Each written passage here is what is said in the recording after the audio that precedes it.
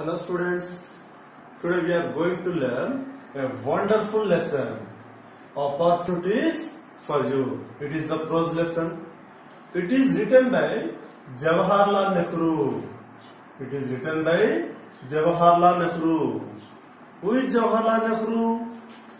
Jawaharlal Nehru is the first Prime Minister of our independence India. He is the first Prime Minister of our independence India. So, our lesson name is Opportunities for Youth. Opportunities for Youth. Opportunities. Opportunities means avakasha.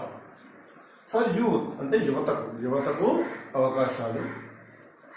So, Jawaharlal Nehru, he was born in 1889 and he was died in 1964. He was died in 1964. So, మీకు అందరికి జవహర్లాల్ నెహ్రూ అంటే ప్రతి ఒక్కరు తెలిసే ఉంటుంది. ఎందుకంటే మన యొక్క స్వతంత్ర భారతదేశానికి అతడు మొట్టమొదటి ప్రధానమంత్రి. మన యొక్క భారతదేశానికి స్వతంత్రం తర్వాత he ruled for India for 17 years. He is the longest ruled Prime Minister of India. So, it's an excellent quotations. The quality of a nation depends on its young people. What does it say? The quality of a nation depends on its young people. అంటే ఒక దేశం యొక్క నాణ్యత అనేది ఎవరి మీద ఆధారపడుతుంది? The young people who are living in that country. ఎవరైతే ఆ దేశంలో ఉండే యువత, ఆ యువత యొక్క నాణ్యత మీద యువత మీద ఆధారపడి ఉంటుంది ఆ దేశం యొక్క quality. Next, the youth to be strong in both mind and body. మరి యువత అంటే ఎలా ఉండాలంట? స్ట్రాంగ్ గా ఉండాలంట. బోత్ మైండ్ అండ్ బాడీ అంటే మానసికంగా శారీరకంగా మనము చాలా స్ట్రాంగ్ గా ఉండాలి అని చెప్తున్నామట. ఎందుకంటే ఎప్పుడైతే ఆరోగ్యవంతమైన శరీరంలోనే ఆరోగ్యవంతమైనటువంటి మనస్సు ఉంటుందన్నమాట. అందుకే both to be strong both in mind and body.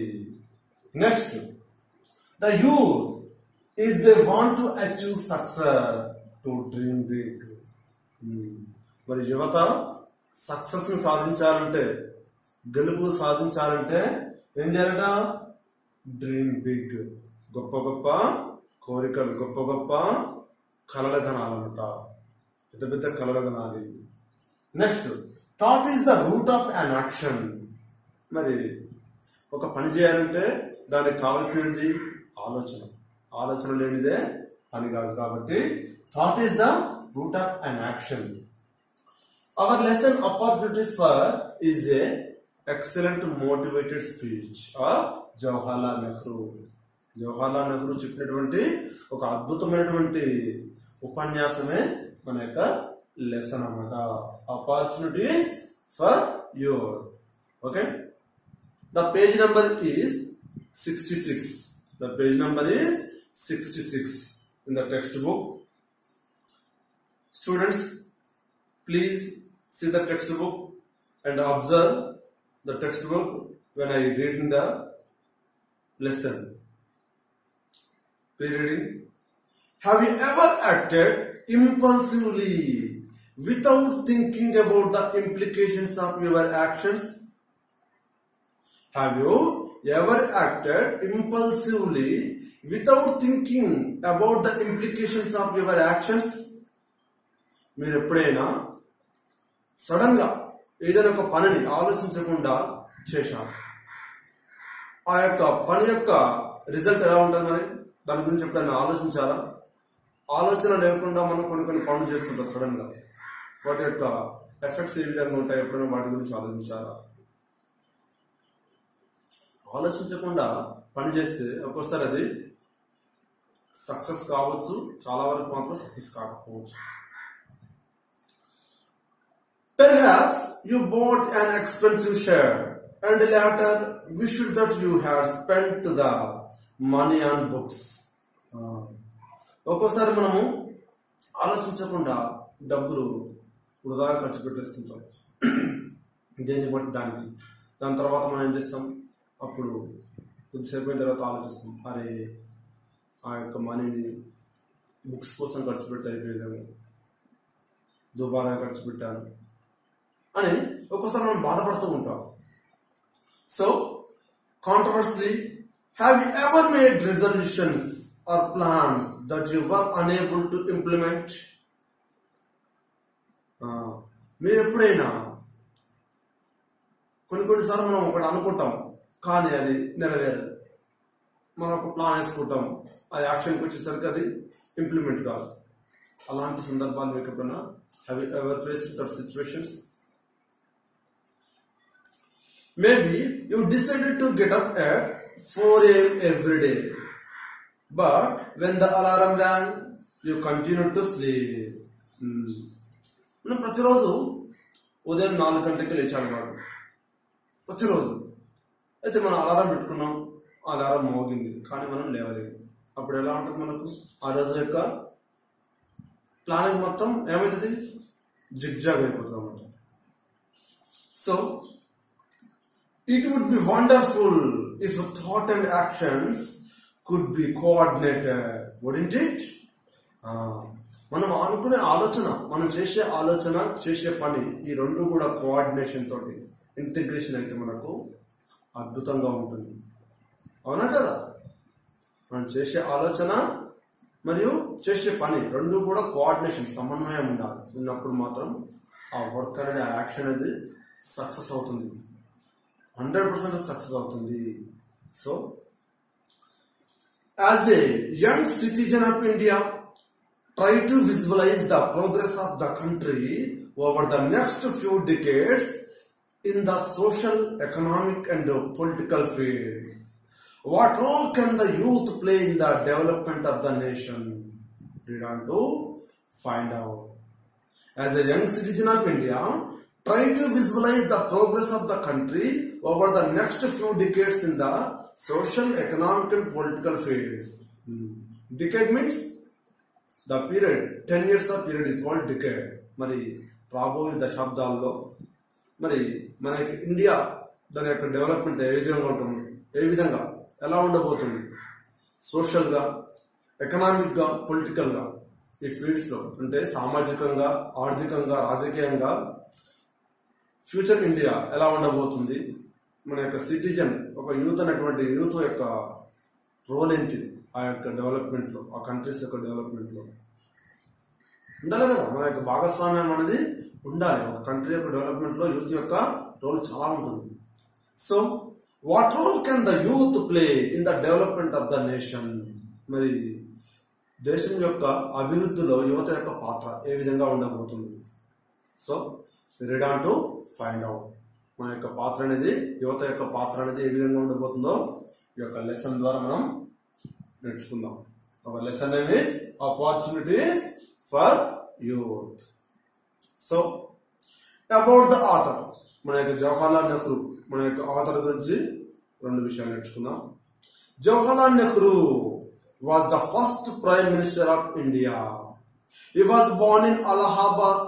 He studied law in Trinity College, Cambridge. He returned to India in 1912 and practiced law. He joined the Indian National Congress in 1919 under the tutelage of Mahatma Gandhi.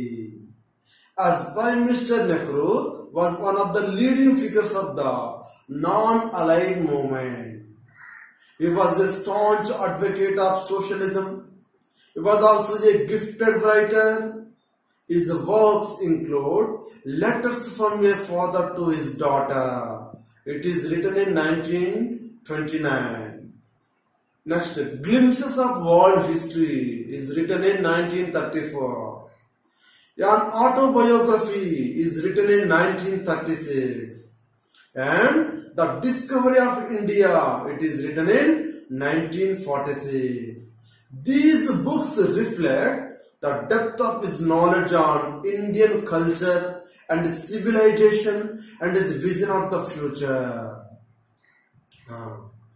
Jawaharlal Nehru was the first Prime Minister of India.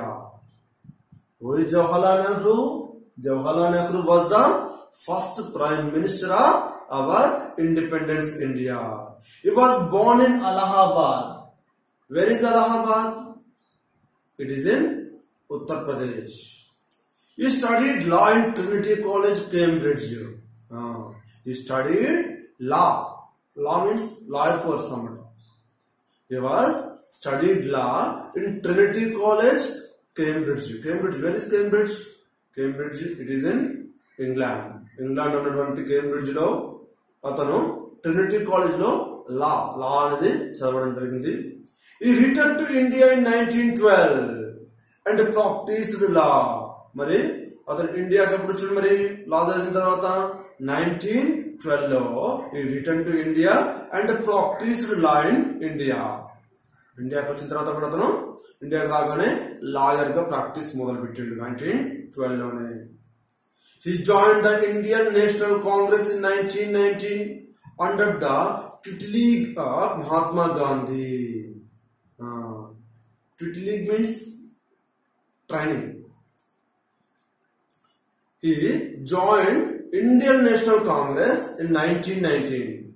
When did he join in INC, Indian National Congress?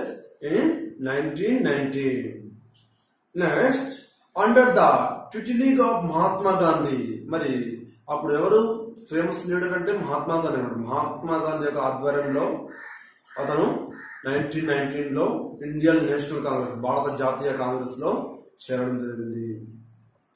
As prime minister, Nehru was one of the leading figures of non aligned movement. మరి prime minister గా ఉండి అతను non aligned movement లో ఒక గొప్ప పాత్ర పోషించింది. Non aligned movement అంటే అలీన ఉద్యమం. అంటే సెకండ్ వరల్డ్ వార్ ఎప్పుడైంది? 1939 to 1945.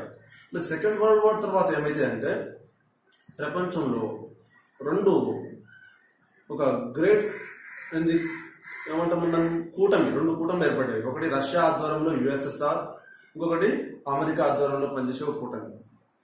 మరి ఆఫ్రికాకు సంబంధించినటువంటి కొన్ని, ఆసియాకు సంబంధించిన కొన్ని దేశాలు ఏమైతే అంటే అటు రష్యా కూటమిలో కాకుండా ఇటు అమెరికా కూటమిలో కాకుండా ఒక అలీన కూటమిని స్టార్ట్ చేస్తారు అన్నమాట. అందులో ఆ యొక్క కూటమిని స్టార్ట్ చేసిన దాంట్లో Jawaharlal Nehru is the famous personality అన్నమాట. His role is very important to form the aligned movement, non-aligned movement. ఆ యొక్క కూటమిని స్టార్ట్ చేసిన వ్యక్తుల్లో ఇతను కూడా one of the famous persons అన్నమాట. So he was a staunch advocate of socialism. అతను సోషలిజం అంటే చాలా ఇష్టం నెహ్రూ. సోషలిజం కోసం చాలా పోరాడేవాడు అన్నమాట. He was also a gifted writer. Gifted writer means by birth he is a writer. పుట్టుకతోనే అతను రచయిత అన్నమాట. ఓకేనా? Is a gifted writer. His works include letters from a father to his daughter. It is written in 1929. His works means రచనలు అన్నమాట. అతని యొక్క famous works ఏంటంటే letters from a father to his daughter. It is return in 1929. 1929 లో ఏమైందంటే జవహర్లాల్ నెహ్రూని జైల్లో వేయడం జరుగుతుంది. ఆ టైంలో తన యొక్క కూతురు ఇందిరాగాంధీకి అతను లెటర్స్ రాస్తారన్నమాట. ఆ రాసిన లెటర్స్ మనకు letters from a father to his daughter. Next, glimpses of world history. It is return in 1934. An autobiography. It is written in 1936. And the discovery of India is written in 1946. అంటే ఇతని గొప్ప గొప్ప రచనలు ఏంటివి? Letters from A father to his daughter, glimpses of world history, an autobiography, and the discovery of India. These books reflect the depth of his knowledge on Indian culture and civilization and his vision of the future. These books reflect the depth of his knowledge on Indian culture and civilization and his vision of future అంటే ఇచ్చిన యొక్క రచనలో మనకు స్పష్టంగా కనిపిస్తుంది Indian culture గురించి, Indian civilisation గురించి, and his vision of the future of India, భారతదేశం యొక్క భవిష్యత్తు గురించి ఇతని యొక్క బుక్స్ లో మనము స్పష్టంగా చూడవచ్చు అనమాట. So this is about the author. Jawaharlal Nehru was born in 1889 and he was died in 1964.